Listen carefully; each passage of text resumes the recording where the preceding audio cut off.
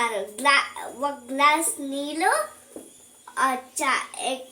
ఎక్క అల్లం, ఒకటి చాయ్ పత్తి 3 స్పూన్స్, ఇది చీనీ. ఏడ్ చేసావు మరి చెప్పు. చాయ్ చేసాను. ఎలా చేసావు? తెలీదా? ముందు ఏడ్ చేసావు.